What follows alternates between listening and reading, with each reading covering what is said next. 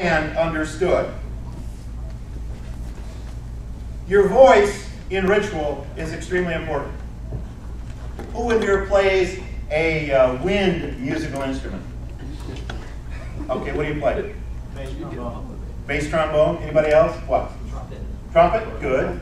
All right, this applies, I use the wind musical, it applies to any musical instrument.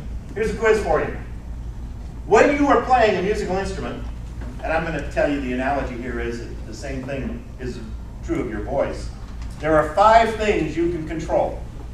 Tell me what all 5 of them are. Tone, pitch, volume.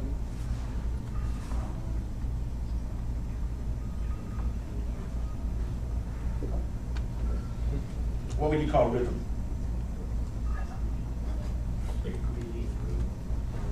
Give me pace. Pace. Okay. So what do you have so far?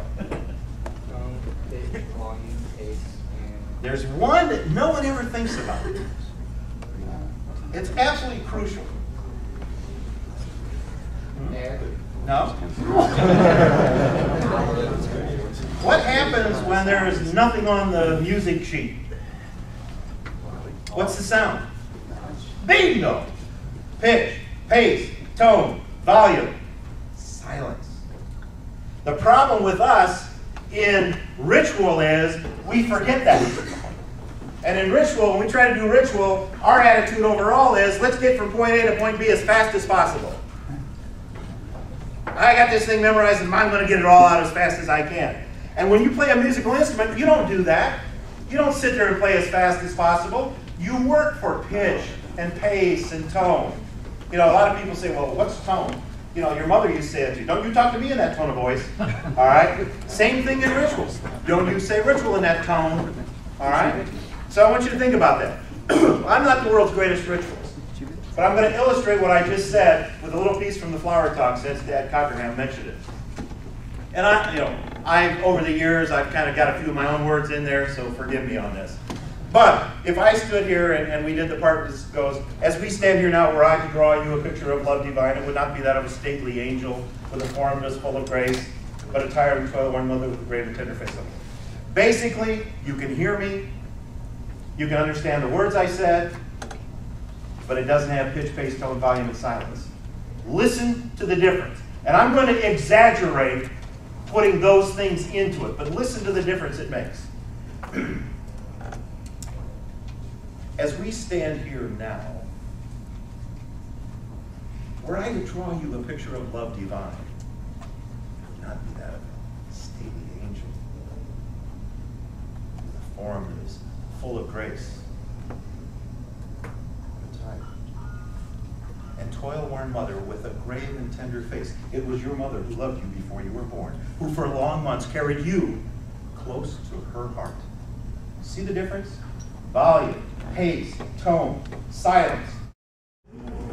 A very famous Division I basketball coach gave a speech, and I was at the speech, and I heard him stand up in front of an audience of college kids and say, I don't want players who want to win.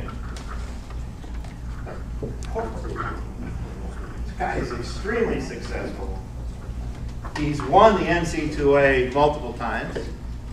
And he stands in front of young people and says, I don't want players who want to win. Think about that for a second. And then he explained that what he really wants is players who are willing to prepare to win. Huge difference. He said, every player who comes through my door should want to win. And that's the problem. They wish it to happen. They think it'll happen because they're already basketball players. But not many of them are willing to prepare for what it takes to be a great basketball player. And I want you to think about that in your DMLA career. You should want to go do good ritual. But are you willing to do what it takes to do good ritual? It makes a huge difference. Science. I'm going to give you a number. Hold up your hand if you know the answer.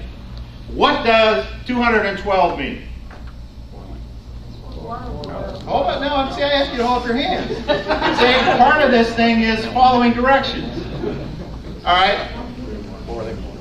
if I said to you, I saw some hands, I heard the answer already. Now if I said to you 212 degrees, what would more of you know what the answer is? All right, you had your hand up? What? Me? No. Well, don't call it me. Oh, no. Science? Never had it. Who knew what it was? What is it? Boiling point of water. All right. Tough question for you. What do you have at 211 degrees?